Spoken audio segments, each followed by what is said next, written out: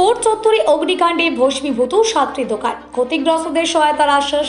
সোমবার গভীর রাতে আগরতলার অফিস লেন সংলগ্ন কোর্ট চত্বরে ভয়াবহ অগ্নিকাণ্ডের ঘটনায় অন্তত 7টি দোকান সম্পূর্ণভাবে ভস্মীভূত হয়ে যায়। আগুনে ব্যাপক ক্ষয়ক্ষতি হলেও অগ্নিকাণ্ডের সঠিক কারণ এবং ক্ষয়ক্ষতির পরিমাণ এখনও নির্ধারণ করা সম্ভব হয়নি। ঘটনার পর মঙ্গলবার সকালে প্রশাসনের পক্ষ থেকে এসডিএম অফিসের কর্মকর্তারা ঘটনাস্থল পরিদর্শন করেন এবং ক্ষয়ক্ষতির প্রাথমিক তথ্য সংগ্রহ করেন। পরে আগরতলা পৌর নিগমের মেয়র দীপক মজুমদার, কর্পোরেটর জাহ্নবী দাস দত্ত এবং বড়দোয়ালি বিধানসভা কেন্দ্রের মণ্ডল সভাপতি শ্যামল কুমার দে ঘটনাস্থল পরিদর্শন করেন। পরিদর্শনকালে তারা ক্ষতিগ্রস্ত দোকানদারদের সঙ্গে কথা বলেন এবং তাদের সমস্যার কথা শোনেন। এই সময় মেয়র দীপক মজুমদার জানান, ক্ষতিগ্রস্ত ব্যবসায়ীদের জন্য আগামী দুদিনের মধ্যে সরকারি সহায়তার ব্যবস্থা করার উদ্যোগ নেওয়া হবে। তিনি আরও বলেন, ক্ষয়ক্ষতির পূর্ণাঙ্গ হিসাব নিরূপণের পর মুখ্যমন্ত্রীর উদ্যোগে মানবিক দৃষ্টিভঙ্গি নিয়ে ক্ষতিগ্রস্তদের পাশে দাঁড়ানোর জন্য প্রয়োজনীয় পদক্ষেপ গ্রহণ করা হবে। অগ্নিকাণ্ডের ঘটনাকে কেন্দ্র করে এলাকায় চাঞ্চল্যের সৃষ্টি হয়েছে। প্রশাসন আগুন লাগার প্রকৃত কারণ অনুসন্ধানে তদন্ত শুরু করেছে।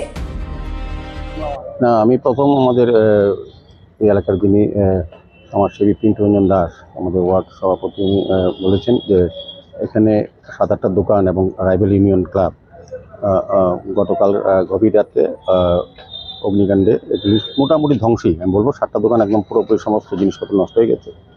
তো আজকে খবর শোনার পর আমি একটা প্রোগ্রামে ছিলাম, আমার মনে হলো একটু পরিদর্শন করি এবং তাদের সাহায্য করার কোনো সরকারিভাবে যায় কি না সেভাবে খোঁজখবর নেই। তো আমার সঙ্গে আমাদের কর্পোরেটর জাহ্নবী দাস চৌধুরী মহোদয় আছেন, আমাদের মণ্ডল সভাপতি শ্যামল কুমার দেব আছেন এবং অন্যান্য যারা এলাকার এবং এই ক্লাবের সভাপতি সম্পাদক সহ প্রত্যেকে আছেন। এটা কোর্ট চত্বরে বহুদিন ধরে তারা ব্যবসা করে আসছেন। তাদের আইনগতভাবেও আমাদের কর্পোরেশন থেকেও ট্রেড লাইসেন্স নেওয়া আছে। এটি খুবই দুর্ভাগ্যজনক এবং খুবই দুঃখের যে প্রতিটি সামগ্রী তারা কিছু বের করতে পারেনি, সমস্ত নষ্ট হয়ে গেছে। তো আমি এসডিএম সাহেবের সঙ্গে কথা বলেছি, ওনারাও এনকোয়ারি করেছেন, অলরেডি তহসিলদার পাঠিয়েছেন, স্টাফ পাঠিয়েছেন। এটা এনকোয়ারি রিপোর্ট তারা জমা দেবেন। আমাদের আগরতলা মিউনিসিপ্যাল কর্পোরেশন থেকে আমাদের ইঞ্জিনিয়ারও দেখবেন।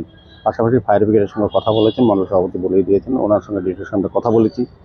যত দ্রুত সম্ভব রিপোর্ট প্রদান করবেন এবং আগামী 2 দিনের মধ্যে সরকারি ব্যবস্থাপনায় যতটা সাহায্য করা যায় তা করবেন। কারণ আমাদের রাজ্যের মাননীয় মুখ্যমন্ত্রীর নেতৃত্বে এই সরকার মানবিক দৃষ্টিভঙ্গি সব কাজ করে। কাজে এই অসহায় গরিব যারা দুস্থ ব্যবসায়ীরা এখানে ব্যবসা করতেন, তাদের যাতে কিছুটা আর্থিকভাবে সহযোগিতা করা যায় সরকারি পর্যায়ে, এদিকে লক্ষ্য রাখা হবে। আনুমানিক ক্ষতির পরিমাণ এটা এখনো পরিমাপ করা গেছে না।